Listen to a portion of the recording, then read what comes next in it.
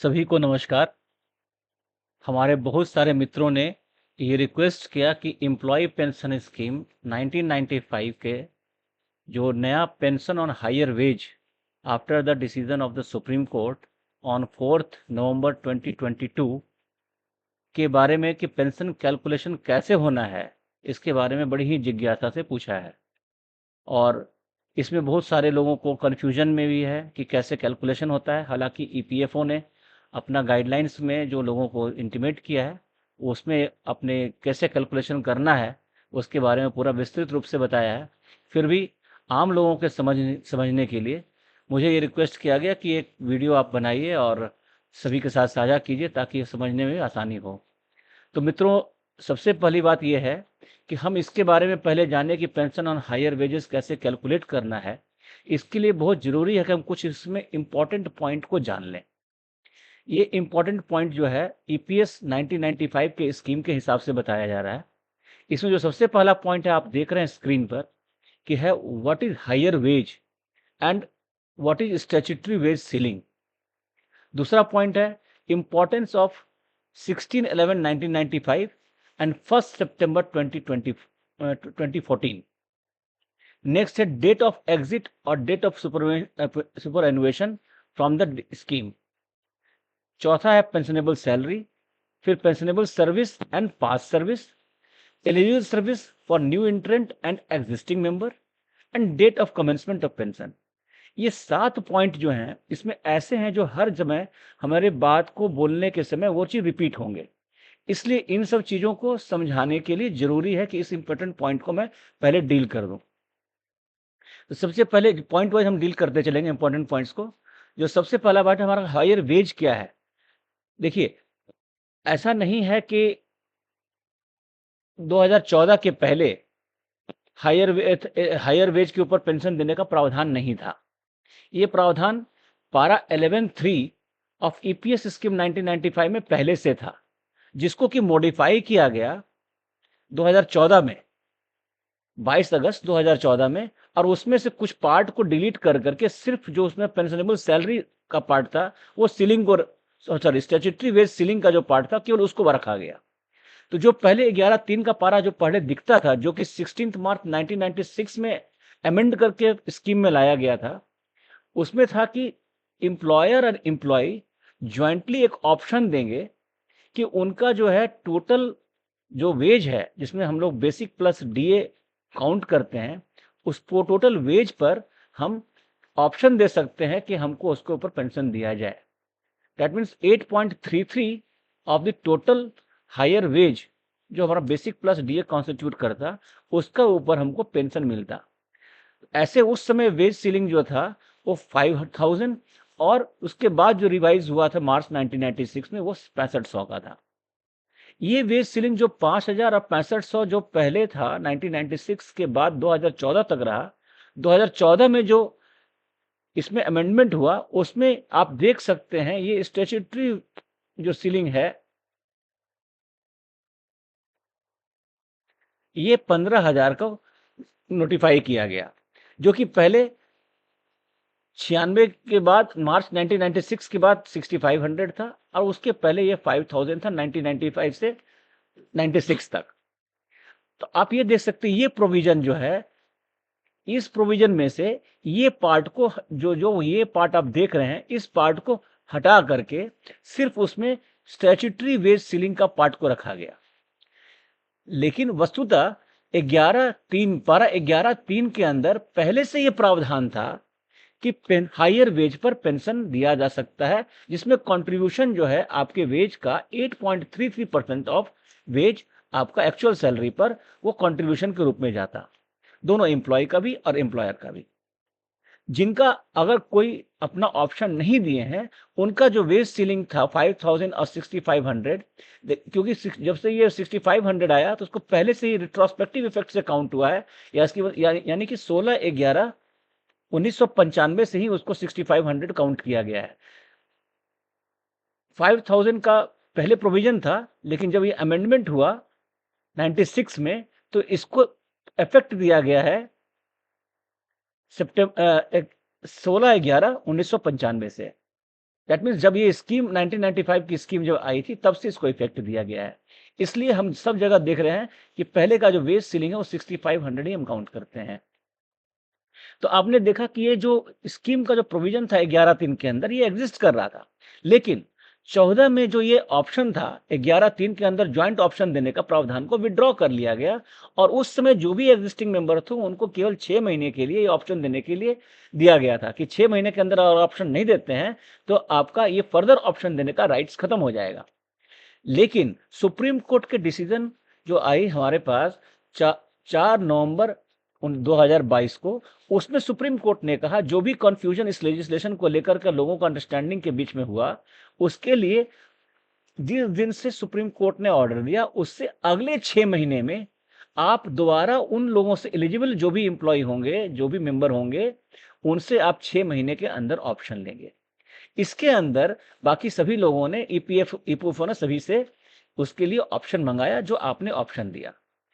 अब जो next part है वो हमारा है कि what is the importance of 16/11/1995 and 1/9/2014। आपको मैंने बता दिया कि ये जो एम्प्लॉय पेंशन स्कीम जो है 1995 का, ये नोटिफाई हुआ था 16/11/1995 से इफेक्टिव के डेट लिए। उसके पहले जो है एफपीएस का स्कीम था जिसको फैमिली पेंशन स्कीम 1971 के नाम से जाना जाता था और वो कंटिन्यू रहा 15 नवंबर 1995 तक, क्योंकि 16 नवंबर से ईपीएस आ गया, एम्प्लॉय पेंशन स्कीम आ गया और उसके बाद ये जो स्कीम था फैमिली पेंशन स्कीम ये सीज हो गया 15 नवंबर तक। तो हमारे जो अभी आज आगे कुछ हमारा कुछ आएगा, ये 15 नवंबर 1995 के पीछे के पीरियड को हम past period service, past service benefit कहेंगे और जो बाद का जो पीरियड है वो ईपीएस 95 के हिसाब से पेंशनेबल सैलरी सर्विस का पीरियड कहलाएगा। तो इसमें दो बात आ गया, एक तो पेंशनेबल सर्विस और दूसरा पास्ट सर्विस। तो पास्ट सर्विस जब भी हम कहीं बात करेंगे तो उसमें ये मालूम चलेगा कि पास्ट सर्विस हम 16 नवंबर 1995 से पहले की बात कर रहे हैं, यानी कि 15 नवंबर 1995 तक जो हमने सर्विस दिया है उसके बारे में, और 16 नवंबर 1995 के बाद का जो सर्विस है वो पेंशनेबल सर्विस के नाम से जाना जाएगा। अब इसमें जो अगला जो पॉइंट है कि पेंशनेबल सैलरी जो है बिफोर अमेंडमेंट 2014 में जो अमेंडमेंट हुआ स्कीम में, उसके पहले क्या था। तो उसके पहले स्कीम का जो पार्ट था उसमें 12 मंथ का जो एवरेज मंथली सैलरी होती थी उसको काउंट किया जाता था। अब अगर किसी ने ऑप्शन नहीं दिया है तो 6500 ही उसका, अगर उसका कम है 6500 से तो लास्ट 12 महीने का जो भी एवरेज होगा वो उसका पेंशनेबल सैलरी माना जाएगा। लेकिन अगर किसी का पेंशन 100 से ज्यादा है लेकिन उसने ऑप्शन नहीं दिया है और उसका ऑप्शन एक्सेप्ट भी नहीं हुआ था, जो ज्वाइंट ऑप्शन था, तो उसके कारण से तो उसमें जो भी होगा वो 6500 का ही लिमिट रहेगा। उसके बाद का जो पीरियड है 2014 के बाद, ये 1/9/2014 के बाद जो अमेंडमेंट आया, 1/9/2014 से जो इफेक्टिव डेट था अमेंडमेंट का, उसके बाद जो पीरियड आया उसमें जो भी चीज है वो आपको 6500 की जगह पर 15,000 का लिमिट काउंट हुआ है, क्योंकि उसकी जो लिमिट है वेज सीलिंग का उसको बढ़ा कर करके 15,000 कर दिया गया था। आप देख सकते हैं यहाँ मैंने इस चीज को जो अभी पहले जस्ट थोड़ी देर पहले बताया उसको मैंने यहाँ पर इलेबोरेट किया है कि 22 अगस्त 2014 में अमेंडमेंट आया जिसकी इफेक्टिव डेट जो है 1 सितंबर 2014 से इंप्लीमेंट होना था। 1 सितंबर 2014 से इंप्लीमेंट हुआ है, लेकिन एक्चुअल जो इसका अमेंडमेंट था वो 22 अगस्त 2014 का था, लेकिन इफेक्टिव डेट था 1 सितंबर 2014 से।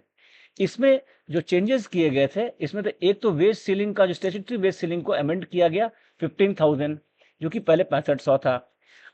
आप यहाँ देख सकते हैं यहाँ पर पेंशनेबल सैलरी को जो काउंट किया गया है प्री 2014 पीरियड, दैट मीन्स 1/9/2014 से पहले जो था 12 महीने का एवरेज सैलरी लेना था।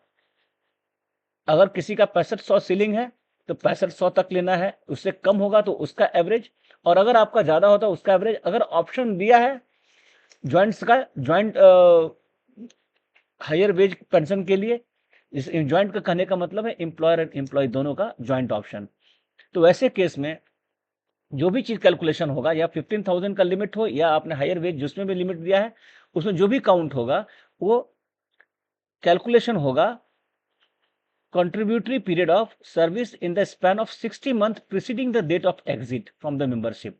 जिस दिन डेट ऑफ एग्जिट होगा, हम अभी डेट ऑफ एग्जिट को भी एक्सप्लेन करेंगे इसके आगे कि डेट ऑफ एग्जिट क्या होगा। जिस दिन भी डेट ऑफ एग्जिट होगा उसके पिछले 60 महीने का जो भी एवरेज वेज होगा उसके हिसाब से कैलकुलेट होगा पेंशनेबल सैलरी। तो अभी तक हमने ये पाया कि 15,000 का क्या इंपॉर्टेंस था। अगर हायर वेज के लिए कंट्रीब्यूशन के लिए हमने किया है जिसमें कि 8.33 of the higher wage will be taken to be as a contribution against the pensionable against the pension. तो इसका अभी तक हमने ये देखा कि इसमें कैसे 15,000 और 60 मंथ का रेलिवेंस है। अब आगे हम देखते हैं कि डेट ऑफ एग्जिट के बारे में अभी हमने बात किया था कि डेट ऑफ एग्जिट का इंपॉर्टेंस क्या है और डेट ऑफ एग्जिट क्या होगा और date of superannuation from the scheme क्या होगा। देखिए इस स्कीम में जहां भी डेट ऑफ एग्जिट की है या बात सुपरएनुएशन की बात इसमें आती है, it will be considered as the attaining the age of 58 years. Scheme में साफ साफ है कि जो भी आपका 58 ईयर्स जब जिस दिन आपका पूरा होगा, जिस दिन महीने का एंड नहीं, जिस दिन आपका पूरा होगा, एक्चुअल जिस दिन 58 ईयर्स पूरा होगा उस दिन माना जाएगा कि आपने डेट ऑफ आपका वो डेट ऑफ एग्जिट है। 58 years will be the date of exit from the scheme. अब मैंने यहाँ एक इलस्ट्रेशन से समझाने की कोशिश किया हूं कि मान लीजिए कोई आदमी ए है जिसका डेट ऑफ बर्थ 25 जनवरी 1995 है। उसका नॉर्मली देखा जाए तो कुछ लोगों का रिटायरमेंट एज 60 ईयर्स है, कुछ कंपनी में रिटायरमेंट एज 58 ईयर्स है। जहां 58 ईयर्स है वहां उसकी बाद में चर्चा करते हैं, पहले 60 ईयर्स की मालूम कर लेते हैं। जहां रिटायरमेंट एज 60 ईयर्स है तो उसका एक्चुअल जो उसका सुपर एनुएशन फ्रॉम सर्विस है वो तो हो रहा है 31 जनवरी 2015 में।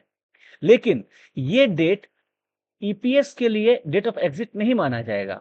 ईपीएस के लिए डेट ऑफ एग्जिट वो माना जाएगा जिस दिन आपने एक्चुअली 58 साल पूरा किया है। Even though the date of superannuation is 31/1/2015 for the purpose of EPS 95, उस व्यक्ति का दैट मीन्स ए का जो date of exit from scheme होगा वो actual date of attaining the age of 58 year. मान लीजिए उसका जनवरी में 25 जनवरी को था तो 24 जनवरी 2013, क्योंकि 15 में 2060 हो रहा है लेकिन 58 जो है 2013 में हो जा रहा है और एक्चुअल डेट अगर 25 है तो एक दिन पहले उसका पूरा हो जाएगा 58 ईयर्स। यहाँ देख रहे हैं date of actual date of जो उसका सुपर यहाँ पर एग्जिट फ्रॉम द स्कीम होगा वो 24/1/2023 है। That means attaining the age of 58, actual date of attaining 58, not the end of the month. बहुत लोग ये कहते हैं सर मेरा तो रिटायरमेंट लास्ट मंथ में होता है, लेकिन वो आपके सर्विस रूल्स के हिसाब से आपने उसको मॉडिफाई किया हुआ है कि जिस दिन भी आपका अगर 1 तारीख को छोड़ के बाकी किसी और दिन जन्म है तो it will be carried to उस मंथ का लास्ट में आपका सुपर एनुएशन होगा। लेकिन for the purpose of date of exit from the scheme will be the actual date of attaining 58 years of the age. तो यहां तक हम लोगों को क्लियर है। नेक्स्ट आगे चलते हैं कि हमारे पास पेंशनेबल सैलरी का मतलब क्या है। देखिए पेंशनेबल सैलरी को ईपीएस स्कीम में पारा 11(1) में डिफाइन किया हुआ है। पारा 11(1) में क्लियरली ये बताते हैं, देखिए पहले जो था वो 12 मंथ्स को एवरेज मान के किया गया था, लेकिन इसमें जो 2014 में जो अमेंडमेंट हुआ 22 अगस्त 2014 को और इम्प्लीमेंटेड हमने किया 1 सितंबर 2014 से, तो इसमें जो क्लियरिटी था कि इसको 2 पार्ट में बांटा गया। एक तो पीरियड बिफोर 1 सितंबर 2014 और दूसरा आफ्टर 1 सितंबर 2014। दैट मीन्स जो सैलरी को जो वेज एवरेज सैलरी जो कैलकुलेट करना होगा हमको 60 महीने का, जो हमको एवरेज सैलरी कैलकुलेट करना है for the purpose of calculating pensionable salary, उसके लिए 2 पीरियड मेरे पास हो सकता है। अब क्योंकि अमेंडमेंट के बाद ही क्योंकि ये जो हायर वेज आया है, पेंशन ऑफ हायर वेज जो सुप्रीम कोर्ट ने ऑर्डर दिया, बेसिकली जो 1/9/2014 के बाद सुपर एनुएट किया, मतलब एग्जिट किए स्कीम से, दैट मीन्स इनका 58 ईयर बाद में हुआ है, उसके लिए ये फॉर्मूला बेसिकली डिफाइंड है। जो पहले हुए थे उनके लिए तो सिंपल पहले वाली फॉर्मूला लगा जिसमें कि पिछले 12 महीने का एवरेज देख करके हम लोग कैलकुलेट करते हैं। लेकिन यहाँ जो 60 महीने का एवरेज कैलकुलेट करने का है, वो बेसिकली जो लोग रिटायर, जो सुपरवेंट किया है, दैट मीन्स अटेंड किए हैं 58 ईयर्स ऑफ एज आफ्टर 1/9/2014। तो ऐसे केस में हमारा दो पीरियड हो गया, एक पीरियड जो 1/9/14 के पहले का है, दूसरा पीरियड जो 1/9/14 के बाद का सर्विस का है। तो इसमें आप देख रहे हैं यहाँ पर इसको प्रो रेटा बेसिस पर कैलकुलेट करना है। आप यहाँ देखिए clear, the pensionable salary shall be determined on pro rata basis for the pensionable service up to the first day of September 2014। ये क्लियरली डिफाइंड है पारा 11 में ऑफ ईपीएस स्कीम में। तो इसीलिए हमें इस डेट का अहमियत यहाँ इंपॉर्टेंट है, 1 सितंबर 2014 का। अब आगे हम देखते हैं कि पेंशनेबल सर्विस, अभी तो हमने देखा पेंशनेबल सैलरी, अब हम देख रहे हैं pensionable service and the pass service. मैंने आपको बताया था कि स्कीम जब लॉन्च हुई थी, जिस ईपीएस स्कीम जो लॉन्च हुई थी, उसके पहले के पीरियड को हम फैमिली पेंशन स्कीम 1971 के नाम से जानते हैं। अब बाद की स्कीम को, जो 16 नवंबर 1995 के बाद जो आया स्कीम, वो था एम्प्लॉय पेंशन स्कीम 1995। तो ये जो पीरियड है, जो पीरियड 15 नवंबर 1995 तक था, मतलब 1971 से लेकर के 15 नवंबर 1995 तक के पीरियड को हम पास सर्विस कहते हैं, जो कि फैमिली पेंशन स्कीम का पार्ट था, जिसमें जो फैमिली पेंशन स्कीम का पैसा फैमिली पेंशन फंड में जाता था, तो उसका पार्ट था। और जो बाद का पीरियड है उसको पेंशनेबल सर्विस कहते हैं, जो कि ईपीएस स्कीम 1995 के हिसाब से कैलकुलेट करेंगे। That means the period after 16/11/1995 will be set to as pensionable service, and the period before 16/11/1995 will be set to as past service। तो यहां कंफ्यूजन नहीं करना है past service and pensionable service में। अब इसमें एक चीज जो है, दो बात एक और है, इसमें आप दो टर्म हर पूरे स्कीम में देखेंगे, new entrant and existing member. New एंट्रेंट का मतलब है जो इस स्कीम के मेंबर बने after the implementation of EPS scheme 1995। EPS scheme की जो इंप्लीमेंटेशन हुआ वो 16/11/1995 में आया। अगर कोई आदमी इस अवधि, इस डेट के बाद, चाहे इस डेट को ज्वाइन किया किसी कंपनी में और इसका स्कीम का मेंबर बना, तो he will be set to as new entrant. लेकिन जो आदमी पहले से ही सर्विस में थे और EPS scheme, family pension scheme के मेंबर थे, और ऑटोमेटिकली इस स्कीम के आने के बाद, ईपीएस स्कीम के आने के बाद वो ईपीएस 95 के मेंबर हो गए, उनको एग्जिस्टिंग मेंबर बताया गया। दैट मीन्स उनका दो पार्ट हो जाएगा, दो पीरियड हो जाएगा, एक तो पास्ट सर्विस आएगा और दूसरा आ जाएगा पेंशनेबल सर्विस। लेकिन जो लोग न्यू एंट्रेंट होंगे उनके लिए सिर्फ पेंशनेबल सर्विस होगा, पास सर्विस नहीं होगा, जैसा कि हमने आपको अभी पीछे स्लाइड में समझ बताया था। अब एक चीज बहुत इंपॉर्टेंट है, बहुत लोग मिस करते हैं और गलतियां भी हो जाती हैं। इसमें जो बहुत इंपॉर्टेंट पॉइंट है that is date of commencement of pension. देखिए, नॉर्मली पेंशन तो उस डेट से कमेंस होता है जिस डेट से आप 58 ईयर्स को पूरा किए, उसका नेक्स्ट डेट से डेट ऑफ कमेंसमेंट है। लेकिन ये आम बोलचाल की भाषा में ऐसा है कि जो next date of attaining the age of 58 है पेंशन के लिहाज से, वो हमारा date of commencement of pension है। बात यहां तक तो बातचीत कहने के लिहाज से ठीक है, लेकिन ये कब वैलिड है? ये वैलिड तब है जबकि आपने पहले से ही, before superannuation, that means attaining the age of 58, आपने एप्लीकेशन फॉर पेंशन डाल दिया हो और वैलिड एप्लीकेशन हो। दैट मीन्स आपने जो भरा है उसमें तथ्य सही है और करेक्ट है। और अगर आपने फॉर्म नहीं भरा तो automatic date of commencement of pension will not be treated as the next subsequent date, the next following date after you are attaining the date of superannuation or date of exit, that means 58 years of age, वो automatic नहीं माना जाएगा। बहुत लोग ये सोचते हैं कि जी अभी मैं अगर 60 में रिटायर होने वाला हूं तो अभी मैं अगर फॉर्म भर देता हूं और मुझको पेंशन मिलना चालू हो जाएगा तो that will attract income tax और हमको उसके ऊपर इनकम टैक्स लग जाएगा। तो व्हाई टू डू दैट? हम उसको रखते हैं, जब हम रिटायर कर जाएंगे 2 साल के बाद तो हम इसको डालेंगे, तब मेरा पेंशन जो आएगा उस पर इनकम टैक्स नहीं लगेगा। लेकिन बंधु, इसमें एक रिस्क है, करने में कर सकते हैं आप, कोई दिक्कत नहीं है। रिस्क क्या इन्वॉल्व है?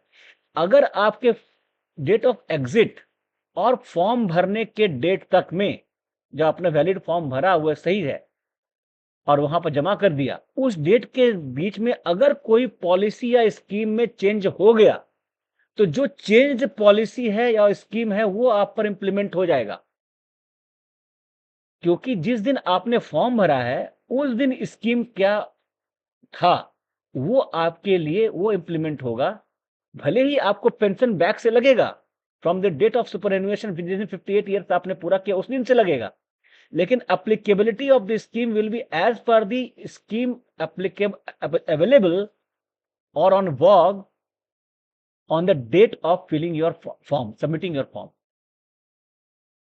इसलिए मेरा आपसे गुजारिश है कि इन बातों को ध्यान में रखते हुए, बिना किसी लालच के कि हमारा कि 60 ईयर्स के बाद हम फॉर्म भरेंगे तो मेरा इनकम टैक्स बच जाएगा, तो आप उस दिन फॉर्म भरें जिस दिन आप इसके लिए एलिजिबल हो जा रहे हैं। Otherwise you are carrying a risk for any change in the scheme. अगर आपके स्कीम में चेंज पॉजिटिव हुआ तो आप लाभान्वित होंगे, लेकिन अगर इसके स्कीम में अगर चेंज आपके हिसाब से ना होकर के कुछ अदरवाइज हो जाए तो आप लाभान्वित होने की जगह पर नुकसान में आ जाएंगे। तो मेरा इसमें साफ साफ कहना है कि आप जिस दिन एलिजिबल हो जाते हैं पेंशन के लिए, उस दिन आप फॉर्म भर करके स्कीम का बेनिफिट ले लीजिए, अन्यथा नुकसान और फायदा जो भी होगा वो एक रिस्क के अंदर आएगा। वो कहते हैं ना सब्जेक्ट टू मार्केट रिस्क, वो मार्केट का रिस्क है। कहने का मतलब यह है कि स्कीम की चेंजेस कभी भी हो सकती है, इसलिए उसके ध्यान में रखा जाए, क्योंकि आप देख रहे हैं कि इसमें भी ईपीएस स्कीम में बहुत सारे चेंजेस हुए हैं। जैसे बहुत एक इंपॉर्टेंट चीज 2008 में हुआ था, जिसमें से एक दो इंपॉर्टेंट पॉइंट हमारे ईपीएस स्कीम में से निकाल दिए गए। एक तो था आरओसी, रिटर्न ऑन कैपिटल, जो कहते थे आज के दिन में आप जो भी पैसा दे रहे हैं उसमें कोई जो जमा कर रहे हैं ईपीएफ स्कीम में, उसमें कोई भी रिटर्न ऑफ कैपिटल नहीं होता है, क्योंकि 2008 के अमेंडमेंट में यह चीज हटा दिया गया। सिमिलरली एक और इसमें था आरओसी के अलावा, उसमें था कम्यूटेशन का, आप पेंशन कम्यूट भी कर सकते थे। But now again this provision has not is repealed in 2008। तो आप ये सब कर सकते हैं कि जो आप ये जो लोगों ने उसमें लिया होगा उसको फायदा मिला होगा, बाद में जो लोगों ने अप्लाई किया उसको ये फायदा नहीं मिला। 2008 के बाद लोगों ने कुछ सोचा होगा कि हम 60 के बाद अप्लाई करेंगे, एज को अटेंड करने के बाद, तो उनको बेनिफिट वो नहीं मिलेगा। लेकिन अगर वो टाइम रहते अप्लाई कर दिए होते तो उनको दोनों आरओसी का भी बेनिफिट मिलता और साथ ही साथ उनको कम्यूटेशन का बेनिफिट मिल जाता। तो मेरा ये कहना है, और बीच में आप देख रहे हैं 2014 में भी चेंजेस हुए, उस पर पहले 96 में भी चेंज हुआ। तो अमेंडमेंट एक्ट्स में स्कीम में होता ही रहता है। तो आपको अगर एक्चुअल बेनिफिट लेना है तो try to fill your form when you are eligible for the pension. तो आप यहाँ देख रहे हैं मैंने इसको पॉइंट वाइज लिख भी दिया है। Pension commencement date is the date on which the member starts receiving his or her pension. ये नॉशनली ये चीज होता है। It is usually the first date of month following the date of retirement, exit or date of completed pension application. लेकिन it depends upon the scheme of the rules। और यहां जो सबसे इंपॉर्टेंट बात में लिखा हुआ है, pension commencement date does not begin automatically, one must apply for it in advance. देखिए ये जो इंपॉर्टेंट पॉइंट है मैंने इसलिए बुलेट्स में डाल दिया ताकि लोगों को ये चीज याद रहे कि ऐसा नहीं करें कि हमारा आराम से हम फॉर्म भरेंगे क्योंकि 2 साल के बाद हमको तो बेनिफिट अच्छा मिल सकता है, लेकिन वहां आपको अच्छा नहीं नुकसान में जा सकते हैं। तो इस चीज का ध्यान में रखते हुए आप लोग काम करें। नेक्स्ट जो है, जो न्यू एंट्रेंट के लिए, देखिए यहाँ पर दो पहले बताया था कि न्यू एंट्रेंट के लिए पेंशनेबल सैलरी और पेंशनेबल सर्विस की बात है, यानी जो जो एग्जिस्टिंग मेंबर हैं, जो 16/11/1995 से स्कीम के ईपीएस में जो सर्विस में थे, और बाद में जैसे ही ये स्कीम आया ईपीएस स्कीम 1995 का, उसके वो ऑटोमेटिक मेंबर बने, उसके लिए पास सर्विस का भी कंट्रीब्यूशन होगा। तो यहां हमने पहले स्टार्टिंग किया है कि न्यू एंट्रेंट के लिए जो लोग 16/11/1995 इस डेट और इसके बाद जो सर्विस को ज्वाइन किए और इसके मेंबर बने, वो न्यू एंट्रेंट आए। तो न्यू एंट्रेंट के लिए जो नॉर्मल फंडामेंटल जो आपका कैलकुलेशन है, ये सिंपल है, pensionable salary multiplied by pensionable service divided by 70 का फंक्शन ये है क्योंकि लाइफ एक्सपेक्टेंसी जो भी कैलकुलेट करके एक्चुअल वैल्यूएशन पर आया होगा उसको नियमों के हिसाब से यहाँ 70 से डिवाइड किया गया, इसीलिए। हमने पेंशनेबल सैलरी या पेंशनेबल सर्विस दोनों ही डिफाइन कर लिया है। अब इसमें जो चीज बात है, हमने बताया था प्रोरेटा बेसिस पर कैलकुलेट करना है। किस डेट से?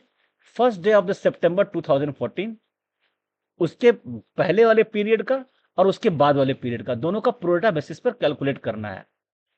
ये फॉर्मूला तो है, लेकिन इसके साथ साथ इमीडिएटली सेक्शन 12 पारा 12 में जो ईपीएफ स्कीम का पारा 12 है, उसमें क्लियरली डिफाइन कर दिया है, just after that, provided that members monthly pension shall determine on prorata basis for the pensionable service up to the first day of September 2014।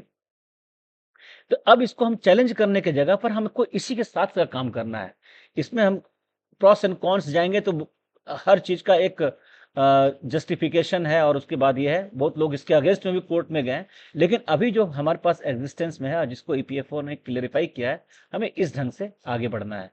तो first day of the September का 2014 का जो period है, पहले का पीरियड है, वो आ जाएगा आपको प्रोरेटा बेसिस पर, दोनों बाद का और पहले का। This is for the new एंट्रेंट। इसके अलावा जो एग्जिस्टिंग मेंबर है, जो 16/11/1995 से पहले से सर्विस में थे और कंटिन्यू 16/11/1995 के बाद रहे, तो उनके पास क्या है, एक तो पहला ये वाला मिलेगा ही, न्यू इंट्रेंट वाला पार्ट उस हिसाब से, और उसमें जो दूसरा एक कंट्रीब्यूशन जो इसमें उनको पेंशन का बेनिफिट मिलेगा, उनके पास सर्विस का। इसको हम लोग बाद में देखेंगे पास सर्विस का कैलकुलेशन कैसे होना है पेंशन का।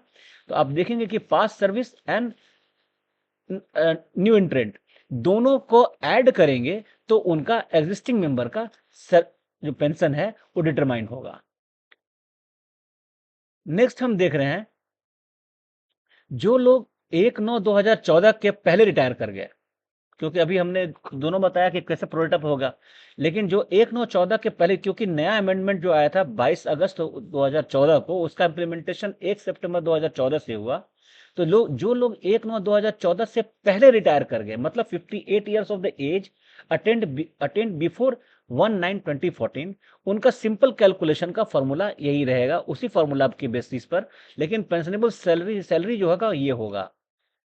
इसमें क्या होगा, the pensionable salary shall be calculated based on the average monthly pay drawn during contributory period of the service in the span of 12 months. Contributory period of the service क्या हुआ, जिस दिन वो ज्वाइन किए 16/11/1995 के बाद, जब भी वो ज्वाइन किए हों या उस दिन भी ज्वाइन किए हों, उस समय से लेकर करके, और जिस दिन वो सुपरएनुएट हो रहे हैं, मतलब 58 ईयर जब भी क्रॉस कर रहे हैं, उस पीरियड के लिए उनको लास्ट, जो उनका जिस दिन वो रिटायर, जो उनका सुपरएनुएशन हुआ है, उसके लास्ट 12 महीने का एवरेज सैलरी लेना है। मान लीजिए अगर उन्होंने ज्वाइंट ऑप्शन नहीं दिया है, तो सिंपल सा है कि 6500 मल्टीप्लाइड बाई 12, ये तब जबकि उनका 6500 से ज्यादा का सैलरी होगा लास्ट 12 मंथ्स में।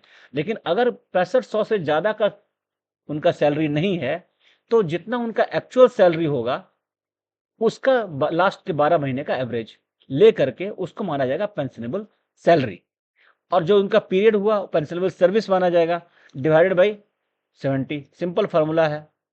लेकिन जो लोग रिटायरमेंट किए हैं 1/9/14 के बाद, उनका पेंशनेबल सैलरी क्या होगा, इसको ध्यान में रखिए, थोड़ा सा इंपॉर्टेंट पॉइंट यहां पर आएगा। जो लोग 1/9/14 के बाद रिटायर कर रहे हैं, यानी 58 ईयर्स ऑफ द एज, उनका 2014 के बाद पूरा हो रहा है, तो क्या होगा कि उनका जो लास्ट 60 मंथ्स, जिस दिन वो 58 ईयर्स अटेंड किए हैं, उसके प्रीसीडिंग 60 मंथ का जो एवरेज होगा, that means basic plus DA for the last 60 months का जो एवरेज होगा, that will be the pensionable salary in this case. लेकिन इसका यह मतलब नहीं है कि हमको सीधे मल्टीप्लाई कर देंगे उसका पूरा पीरियड से और वो पेंशनेबल, उसका पेंशन आ गया, क्योंकि यहां पर चेंजेस थोड़ा सा है, वही चीज को जो हमने बात डिस्कस किया था प्रोरेटा।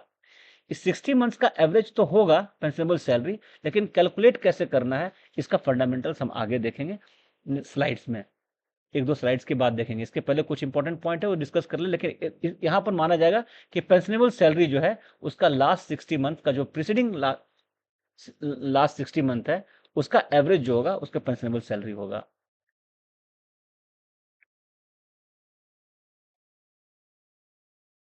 अब आप यहां देख सकते हैं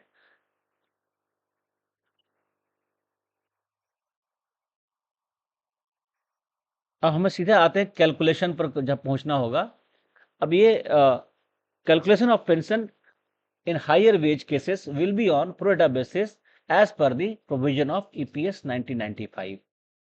आप ये देख सकते हैं, यहाँ मैंने बड़ा थोड़ा सा क्लैरिटी लाने के लिए मैंने कुछ लिख दिया है ताकि वो थोड़ा सा क्लियर हो जाए। मंथली मेंबर पेंशन जो फॉर्मूला हमारा यही रहेगा, pensionable salary multiplied by pensionable service divide by 70। लेकिन इसका कैलकुलेशन प्रो रेटा होगा। Pro rata calculation will entail separate calculation. देखिए यहाँ सेपरेट कैलकुलेशन होगा for pensionable service prior to 1/9/2014 and pensionable service post 1/9/2014। तो हमारे पास दो पीरियड हो गया, प्रायर टू 1/9/2014 एंड पोस्ट 1/9/2014। इस दो पीरियड के अलग होने के कारण ही इसको प्रो रेटा कहा गया है। तो प्रो रेटा क्यों कहा गया है? क्योंकि दोनों के केस में हालांकि हमारा पेंशनेबल सैलरी 60 मंथ का एवरेज है, लेकिन जो जिस पर कैलकुलेट होगा सैलरी वो अलग होगा। That will make the difference. ये हो गया, इसके फॉर्मूला के हिसाब से हम आगे चलेंगे। और इसके साथ साथ अब देखिए इसको मैं थोड़ा सा डिफाइन कर दी, मतलब इसको यहाँ क्लियर कर देता हूं कि कैसे 1/9/14 के पहले का और 1/9/14 के बाद का हम इसमें कैलकुलेट करेंगे। यहाँ पर है pro rata pension salary, pensionable salary that is highest monthly salary prior to 1/9/2014 और 60 months average of the salary preceding the date of the exit of the membership whichever is less। हमने कहा क्या कहा बताया था पिछले स्लाइड में कि जो भी चीज होगा ये प्रोरेटा इसलिए है कि पेंशनेबल सैलरी जो भले आपका 60 मंथ्स का कैलकुलेट किया एवरेज पास 60 मंथ्स का, लेकिन जो पेंशनेबल सैलरी है वो आपका वेरी करेगा आपका कौन दोनों दो पार्ट में। एक तो है जो आपका 1/9/14 के पहले जो आपका मैक्सिमम वेज होगा, दैट मंथली सैलरी होगा, highest monthly salary prior to 1/9/2014, या जो आपका भी 60 महीने का हमने एवरेज कैलकुलेट किया वो दोनों में से जो कम होगा वो आपका पेंशनेबल सैलरी काउंट होगा पास्ट पीरियड के पास, आई मीन टू से द पीरियड बिफोर 1/9/2014। दूसरे एस्पेक्ट में जो पोस्ट 1/9/2014 का पार्ट है उसके केस में 60 आपका जो हाईएस्ट मंथली सैलरी पोस्ट 1/9/94, जैसे यहां पर हमने यहां पर हाईएस्ट मंथली सैलरी प्री लगाया था, यहां पर हाईएस्ट मंथली सैलरी पोस्ट 1/9/2014 और 60 month average of the salary जो हमने पेंशनेबल सैलरी कैलकुलेट किया, जो होगा जो कम होगा वो माना जाएगा pensionable salary for the purpose of pensionable service post 1/9/2014। तो ये हमारा हुआ pensionable salary for two period, एक 1/9/2014 के पहले और एक 1/9/2014 के बाद। तो इसको हम लोग जो है आगे जब इसको एग्जाम्पल लेकर के इसका हम लोग सॉल्व करेंगे तो समझेंगे कि इसको कैसे किया गया है। अब देखिए एक तो जो बात है कि हमारे पास एक स्कीम में और भी एक प्रोविजन है कि जिसका भी पेंशनेबल सर्विस टोटल 20 ईयर्स से ज्यादा हो गया, मान लीजिए कि किसी ने सर्विस स्टार्ट किया 1998 से और उसका 58 ईयर्स जो है 2020 में पूरा हुआ, तो 20 साल पूरा हो गया उसका, 20 साल से ज्यादा हो गया। तो इन दैट केस उसको 2 साल का जो सर्विस वेटेज मिलना था, जो पारा 10(2) में ऑफ ईपीएस स्कीम में मेंशन्ड है, क्या मेंशन किया हुआ है? In case of the member who superannuates on attaining the age of 58 years and who has rendered 20 years of pensionable service. देखिए पेंशनेबल सर्विस का जहां बात आएगा तो हम बात करेंगे सिर्फ 16/11/1995 के बाद के पीरियड का, नॉट प्रायर टू दैट। जो भी लोग इसके बाद में आए हैं और 20 साल का सर्विस पूरा किए हैं ईपीएस स्कीम के रहते, ईपीएफ स्कीम में, उसमें अगर उसका पूरा होता है तो उनको 2 साल का सर्विस वेटेज मिलेगा। लेकिन ये सर्विस वेटेज क्योंकि आपके पास दो पीरियड हो गया, एक 1/9/2014 के पहले और दूसरा पीरियड है 1/9/2014 के बाद का, तो जो सर्विस वेटेज देना है वो आपको देना है पीरियड प्रायर टू 1/9/2014। ये जो है आपको उस पीरियड में ऐड करके आपको उसके पेंशनेबल सैलरी से मल्टीप्लाई करना पड़ेगा, तो आपका उस पीरियड का आपका पेंशन आएगा।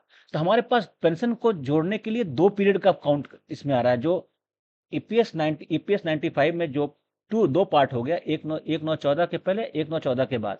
1/9/14 के पहले का जो पेंशन कैलकुलेट हुआ वो, प्लस जो 1/9/14 के बाद का पेंशन कैलकुलेट हुआ वो, दोनों को ऐड करेंगे, जो आएगा, जो अभी तो हम लोग फॉर्मूला डील किया, वो उसका पेंशन बनेगा। आज जिनका पास सर्विस होगा उसका भी एक फॉर्मूला है, जिसको जो लोग इसके पहले आए होंगे उसका भी कुछ उसका भी कुछ पेंशन का पार्ट मिलेगा, जो कि हम लोग उसमें ऐड करेंगे फर्दर, जो एग्जिस्टिंग मेंबर के लिए हुआ, न्यू एंट्रेंट के लिए नहीं, एग्जिस्टिंग मेंबर के लिए। तो यहां तक तो हम लोग क्लियर कैसे करना है। और इसमें हम लोग 3 पॉइंट बनाएंगे। एक तो जो वेज सीलिंग है उसके हिसाब से जो 6500 और 15,000 का है। सिमिलरली दूसरा होगा जिसमें कि हमारा जो 60 मंथ का एवरेज पेंशनेबल सैलरी है, उसमें एक में अगस्त 2014 में क्या वेज रहा होगा, मतलब लास्ट, नॉर्मली लास्ट वेज जो होता है वही पीरियड का ज्यादा होता है। तो अगस्त 2014 में क्या वेज रहा, एवरेज के हिसाब से जो आपका 60 महीने का एवरेज था, उसमें कम और बेसी दोनों कैलकुलेट करके देखेंगे तो हमारे पास 3 कॉलम बनेगा। आपको हम लोग लेके चलते हैं और वहां एक्सप्लेन करते हैं कि कैसे इसको कैलकुलेट करते हैं पेंशन। तो आइए हम चलते हैं और अपने सबसे इंपॉर्टेंट पार्ट पर, ईपीएस 95 के हायर वेज पर कैसे कैलकुलेट करना है पेंशन, उसके विषय में। इसमें कुछ आपको 4 कॉलम दिख रहे हैं। जो पहले कॉलम है इसमें पार्टिकुलर्स हमने डाला है, इसमें पार्टिकुलर्स हैं। और ये जो कॉलम है ये उसमें है जहां पर वेज सीलिंग जो डिफाइंड था 6500 फिर 15,000, उसके बेसिस पर जो पेंशन कैलकुलेट होगा वो। और ये जो बाकी जो 2 कॉलम दिख रहा है, नंबर 1 एंड नंबर 2, ये उस रिस्पेक्ट में है जिसमें कि हमें 60 महीने, पिछले 60 महीने का, जिस दिन डेट ऑफ एग्जिट उसके पिछले 60 महीने के हिसाब से पेंशनर सैलरी पर प्रोरेटा बेसिस पर कैसे कैलकुलेट करना है। इसमें बाकी सब पैरामीटर सबको सेम रखा गया है ताकि कैलकुलेशन समझने में आसानी हो। एक तो पहला जो पॉइंट है, इसमें डेट ऑफ ज्वाइनिंग किसी एम्प्लॉय का कब का है, दूसरा है डेट ऑफ एग्जिट। ये आप देख रहे होंगे दोनों ही के केस में, ये दोनों ही सारे ही केसेस में एक जैसे ही हैं, ताकि किसी भी चीज में कोई डिस्क्रिपेंसी या किसी समझने में दिक्कत ना आए। अब ये जो दूसरा पॉइंट है, आगे हम जो देख रहे हैं कि 2 इयर्स का जो वेटेज है, 20 साल का सर्विस किसी का पूरा हो रहा है तो 2 ईयर का वेटेज मिल रहा है। इस 2 ईयर का वेटेज तीनों में ही देख रहे हैं आप, 20 साल का सर्विस पूरा हुआ है तो यस यस यस, तीनों में ही वेटेज मिला हुआ है। नेक्स्ट है पेंशनेबल सर्विस अप टू 31/8/2014, क्योंकि 1/9/2014 के बाद नियम नया आया। 1/9/2014 के पहले यानी 31/8/2014 तक नियम दूसरे तरह से था। यहां हम देख रहे हैं कि pensionable service up to the age of 31/8/2014 किसी उसका है, वो 18 साल करीब हुआ है। और क्योंकि साल है, हमको अगर डेट के साथ करेंगे तो प्रिसिशन आएगा, इसी डेज के साथ करेंगे तो प्रिसिशन आएगा, इसलिए हमने मल्टीप्लाई 365 से करके पूरा इन नंबर ऑफ डेज को ले लिया है। तो नंबर ऑफ डेज के हिसाब से यहाँ क्लैरिटी आ जाएगा कि कितना उसका हो सकता है।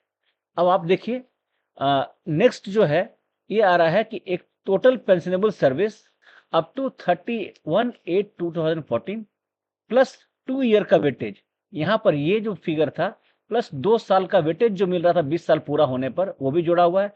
सेम फिगर यहां भी है, सेम फिगर यहां भी है, इसलिए यहां तक कोई चेंजेस नहीं है, इसमें भी कोई चेंजेस नहीं, ये भी कोई चेंजेस नहीं।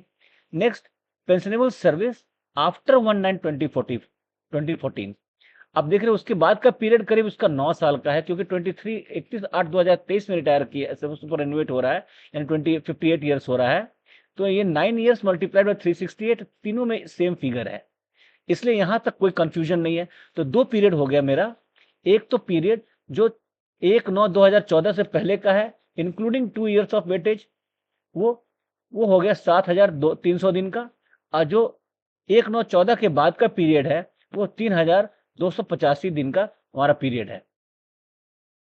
अब इसको हम आगे चलते हैं। यहाँ आप देख रहे हैं कि जो मान लीजिए 2023 में कोई रिटायर किया है, तो सिंपली है कि जो 60 महीने का एवरेज होगा, क्योंकि जो सीलिंग लगाया गया था हमारा वो 1/9/2014 के बाद के पीरियड के लिए, दैट इज 15,000। तो 5 साल का जो इसका एवरेज होगा लास्ट 5 ईयर्स का, दैट मीन्स कौन से एज से, ये 31/8/2023 के से पीछे 5 साल का, क्योंकि 1/9/14 के बाद 15,000 लगा है, तो इसके 5 साल हमारा करीब आएगा 19, 20, 21, 22, 23। 3 साल इधर, 2 साल पीछे का, 5 साल हो गया। ये टोटल मिला करके हमारा इसका जो पेंशनेबल सैलरी हुआ 15,000 का हुआ।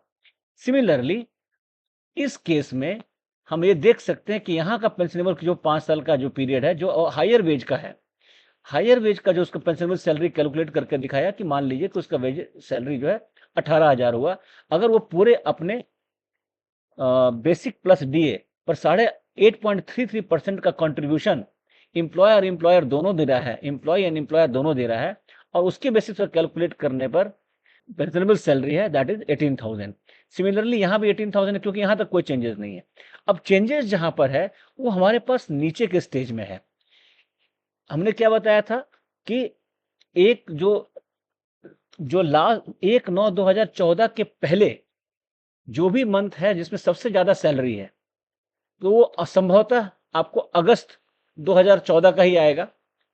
तो ऐसे दिन में कि एक उसका प्री 2014 के पहले जिस किसी मंथ में सबसे ज्यादा मैक्सिमम जो आपका सैलरी है वो क्या है। अगर वैसे स्थिति में एक है, मान लीजिए कि जिसमें ये आपके एवरेज से कम है, जिसमें आपके इस एवरेज से ज्यादा है, दो पीरियड हो सकता है। यहां पर हमने दिखाया कि 1/9/14 के पहले वाले पीरियड में जहां पर पेंशनेबल सैलरी उसका जो मैक्सिमम सैलरी है वो ज्यादा है, और यहाँ जो इस कॉलम में हम जो दिखा रहे हैं, जिसमें यहाँ देख रहे हैं 11,000, ये 18,000 से कम है। यहाँ 19,000, यहाँ ये 19,000 जो है वो आपको 18,000 से ज्यादा है। दैट मीन्स 1/9/14 के पहले जो भी वेज था मैक्सिमम वेज, वो आपके एवरेज 60 महीने के वेज से ज्यादा और कम, दो पोर्शन दिखाए गए। ये वाला कम वाला पोर्शन है, ये ज्यादा वाला कम है। तो दोनों ही केस में क्या कैलकुलेशन होगा। और जो हमारा एक चीज क्लियर है कि ये हमारा फिक्स है 60 मंथ का, यहाँ भी 60 मंथ का, यहाँ भी। यहाँ 15,000 इसलिए है क्योंकि पेंशनेबल सैलरी जो सीलिंग लिमिट है उसके हिसाब से है। अब क्या एक जो पॉइंट आया, एक तो यहां पर आप देख रहे हैं कि मैक्सिमम मंथली सैलरी, क्योंकि हमें दो बात थी, जो एक 1/9/14 के पहले के पीरियड के लिए, 1/9/2014 के बाद के पीरियड के लिए। यहां हम देख रहे हैं कि एक ये पॉइंट भी दिया हुआ है दोनों जगह कि 1/9/14 के बाद के पीरियड के लिए उसका मैक्सिमम सैलरी 22,000 है, जबकि उसका एवरेज पेंशनेबल सैलरी 18,000 है। सिमिलरली यहां पर 22,000 है, यहां भी 18,000 है। ये फिगर्स में कहीं चेंजेस नहीं, सिर्फ फिगर कोई चेंज है तो इस जगह पर है। प्री 1/9/2014 के स्टेज में जिस महीने में हमारा मैक्सिमम सैलरी है, उसमें हमने दो बातें लेके की, एक कम के साथ, दूसरा ज्यादा के साथ। और जो दूसरा पीरियड है 1/9/14 के बाद, उसका है जो मैक्सिमम सैलरी जिस मंथ में है उसको डाल दिया। तो हमारा जो भी है, जहां दोनों ही स्टेज में विच एवर इज लेस देके चलना है। पेंशनेबल सैलरी जो काउंट करना है फॉर प्रोरेटा बेसिस कैलकुलेशन के लिए, वो विच एवर इज लेस कर लेकर के चलना है। तो अब हम कैलकुलेशन पार्ट में आते हैं, इसको यहां देखते हैं आराम से। यहां आप देख रहे हैं पेंशन फॉर्मूला, ये इंपॉर्टेंट है। यहां तक कोई दिक्कत नहीं है, क्योंकि 1/9/2014 के पहले pensionable salary was 6,500 when the ceiling limit was defined as this. 1/9/2014 के बाद जो सीलिंग लिमिट डिफाइन हो गया 15,000। ये कॉलम जो है उनके लिए है जिन्होंने कोई ऑप्शन हायर वेज पर अपना इस्तेमाल नहीं किया है, तो उनके केस में सिंपली ये फॉर्मूला पर लगेगा। अब हमने देखा है कि पहले का पीरियड जो है 1/9/2014 के पहले including 2 years of weightage 7,300 days है, मल्टीप्लाइड बाय 6,500 जो उस समय का सीलिंग लिमिट था पेंशनेबल सैलरी का। अगर इससे ज्यादा है तो इस लिमिट तक होगा, इससे कम है तो उसका एवरेज के हिसाब से होगा। सिमिलरली पोस्ट 1914 का पीरियड है 3285 है, यहाँ भी वो हो गया, मल्टीप्लाइड बाय 1500 डिवाइडेड बाय 70 का जो फॉर्मूला है 70, यहाँ 365 से इसलिए मल्टीप्लाई किया गया क्योंकि हमने डेज में काउंट किया है साल के अगेंस्ट में, तो इसलिए हमने ऊपर में यहाँ मल्टीप्लाई भी किया था 365 सब जगह, तो यहाँ भी 365 से मल्टीप्लाई करके जो एवरेज आया, जो उसका पेंशन आया, this one is the pension. अब जो दूसरा हमारा कंडीशन है जिसमें कि प्री 1/9/2014 में जो लास्ट 60 महीने का एवरेज है, उससे अगर उसका maximum salary in the pre 1/9/2014 period में अगर कम हो तो उस स्टेज में क्या करेंगे, क्योंकि हमने दोनों ही इस देखिए यहाँ पर ज्यादा है एवरेज में, पोस्ट पीरियड में ज्यादा है एवरेज से और प्री पीरियड में एवरेज से कम है, तो हमें दोनों ही स्टेज में कम वाला लेना है। अब प्री स्टेज में देखिए हमने यहाँ 11,000 लिया क्योंकि वो कम था, which ever is the less का फंडामेंटल है, इसके और इसके बीच में जो लेस होगा उसको लिया, तो यहाँ 11,000 हो गया। यहाँ भी इसके और इसके बीच में जो लेस होगा उसको लेना है पोस्ट पीरियड वाले में, 1/9/2014 के पोस्ट पीरियड वाले में, तो यहाँ 18,000 लिया और ये जो है multiplied with the number of days 1/9/14 के पहले और 1/9/14 के बाद, और उसको डिवाइड किया 70 इंटू 365, ये आ गया इस हिसाब से वेज, उसको पेंशन।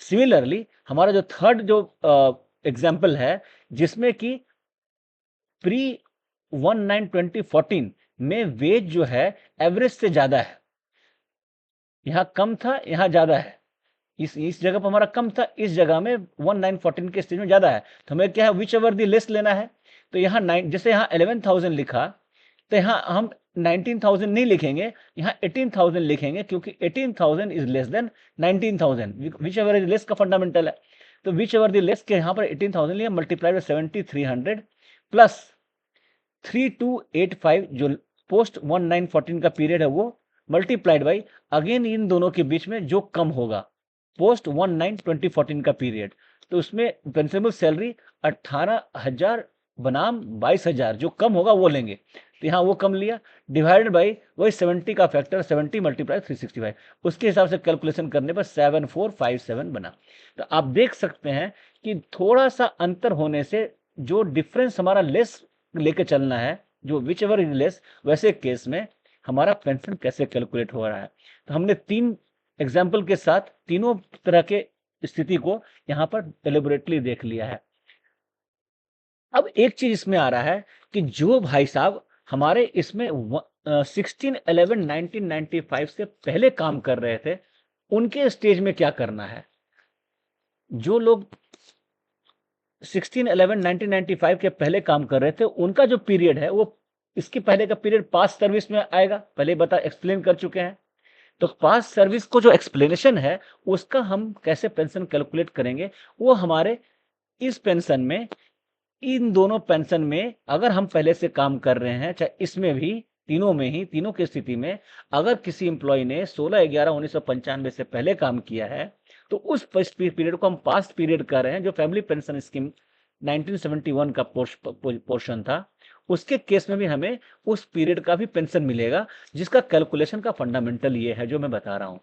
यहां पर आप देख रहे हैं ईयर्स ऑफ पास्ट सर्विस, यहां पर ईयर्स ऑफ पास्ट सर्विस है, ठीक है, और इसमें 2 पार्ट है, एक तो जिसमें सैलरी 2500 पर मंथ से कम है या 2500 पर मंथ से ज्यादा है, दो ही स्थिति पैदा की गई है, एक तो 2500 से कम या 2500, ये एवरेज सैलरी की बात है। इसमें 4 पीरियड लिखा हुआ है, एक तो जो वो पीरियड पास्ट पीरियड, मेरा कहने का मतलब है जो सर्विस 16/11/1995 के पहले दिया गया, अगर उसका समय 11 साल से कम है, that means up to 11 years है, तो उसका जो पेंशन है वो 80 इसका डिटरमाइन किया गया है, और जो 2500 से ज्यादा उसमें 85 डिटरमाइन किया गया। लेकिन इसके लिए साथ में कॉलम दिया गया है, आप जो नीचे देख रहे हैं टेबल बी के नीचे, उसमें यहां देखिए the amount under column 2 and 3 above as the case may be shall be multiplied by the factor given in table B। ये टेबल बी में जो फैक्टर दिए हुए हैं ये ईयर्स के हिसाब से बनाया हुआ है, 1 से लेकर के 17 इधर है, फिर 17 यहाँ तक है, फिर 18 के बाद से यहाँ पर दिखाया गया है। तो इसमें बगल में ये पूरा फैक्टर्स दिया हुआ है, तो इस फैक्टर्स के इसके साथ मल्टीप्लाई करना होगा। तो अभी हमने इसके यहाँ जिक्र किया। अब यहाँ पर 4 जो रो बना हुआ है, इसमें एक तो है अप टू 11 ईयर्स के लिए, दूसरा है more than 11 years but less than 15 years, तीसरा है more than 15 years but less than 20 years, और चौथा है जो बियॉन्ड 20 ईयर्स। तो मान लीजिए कि किसी एम्प्लॉय ने अगर सर्विस 90 से स्टार्ट किया, 1990 से, तो 95 आते आते उसका केवल 6 साल हो रहा है, तो 6 साल is less than 11 year, that means up to 11 years में। और उसकी एवरेज सैलरी मान लीजिए कि 2500 से ज्यादा 3000 थी, तो उसका जो हम काउंट करेंगे 85 जो पर मंथ है, 85 रुपीज मल्टीप्लाइड बाई, अब उसके पीछे जो जितना साल बाद में काम किया, दैट मीन्स 16/11/1995 के बाद, 16/11/1995 के बाद से लेकर के डेट ऑफ एग्जिट तक कितना पीरियड काउंट किया, उसके लिए इस फैक्टर टेबल बी के फैक्टर से मल्टीप्लाई करेंगे। जितना साल 16/11/1995 के पहले काम किया उसको यहां से उठाना है, मतलब इस पोजीशन से उठाना है, और जो फैक्टर मल्टीप्लाई करना है वो उस फैक्टर से मल्टीप्लाई करना है जो 16/11/1995 से लेकर के जो डेट ऑफ एग्जिट है, जहां जिस दिन आप 58 ईयर्स पूरा कर रहे हैं, उस दिन का आपको यहां से ईयर कैलकुलेट करना है जो नंबर्स ऑफ ईयर्स में है। मान लीजिए कि इसके बाद किसी ने 20 साल का काम किया, क्योंकि 20 साल का वेटेज भी मिल जा रहा है, 20 से करीब चलिए 22 साल काम किसी ने किया, तो जो 22 साल जो काम करेंगे 5.231, ये इनका इस फैक्टर के साथ इनका मल्टीप्लीकेशन हो जाएगा 85 के साथ। तो यहां हो जाएगा 85 मल्टीप्लाइड बाई 5.231। अगर हम इसको एग्जाम्पल इसको ना लेकर के हम उस जो एग्जाम्पल हमारा यहां था कि वो आदमी रिटायर कर रहा है 31/8/2023 में, तो यहां उसका सर्विस करीब हो गया 23 और 5 28 साल। तो हम देखते हैं कि 28 साल का उसका वेटेज कितना आएगा। 28 साल में 8.301, ये इसका रेलिवेंट फैक्टर है। इस फैक्टर को मल्टीप्लाई करेंगे, अगर उसका सैलरी जो है पहले का मतलब पास्ट सर्विस में 2500 पर मंथ के एवरेज से ज्यादा था तो 85 को लेंगे, अदरवाइज 80 को लेंगे, या उसी हिसाब से रेलिवेंट यहां से उठाएंगे। मान लेते हैं कि 85 था, तो इसको मल्टीप्लाई कर देंगे 830 से, 8.301 ये जो आएगा ये पास्ट सर्विस के लिए पेंशन बेनिफिट होगा। आप देख सकते हैं कि 85 मल्टीप्लाइड बाई 8.301 से मल्टीप्लाइड करने पर ये 705.5 के करीब आ रहा है, मतलब 56 यहाँ 6 कर लेते हैं, मतलब 705 रुपये और 60 पैसे। अब इस चीज को हम ऐड करेंगे, ये जो उनको यहाँ मिला है ये 7457, तो 7457 प्लस 705.6, इनका जो टोटल पेंशन बन जाएगा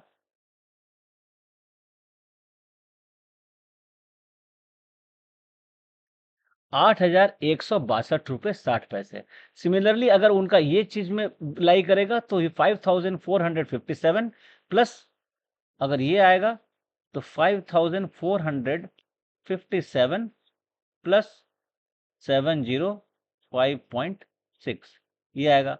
अगर इसमें आएगा तो इसके साथ 705.6 ऐड कर देंगे। तो जो इसको इन दोनों पीरियड का, पास्ट पीरियड और new एंट्रेंट, that mean existing member का दो पार्ट का इसमें पेंशन बनेगा, एक तो पास्ट सर्विस के लिए, दूसरा एज ए न्यू एंट्रेंट जो है ईपीएस स्कीम के हिसाब से। तो दोनों को ऐड कर करके इनका टोटल पेंशन डिटरमाइन होगा। तो मेरे ख्याल से आप लोग अगर समझ चुके हैं तो मेरी बहुत ही खुशी होगी, और अगर आपको कुछ और जानकारी चाहिए होगा या और किसी क्लैरिफिकेशन की जरूरत होगी तो आप कमेंट बॉक्स में लिखें, हम उस पर चर्चा करेंगे। धन्यवाद।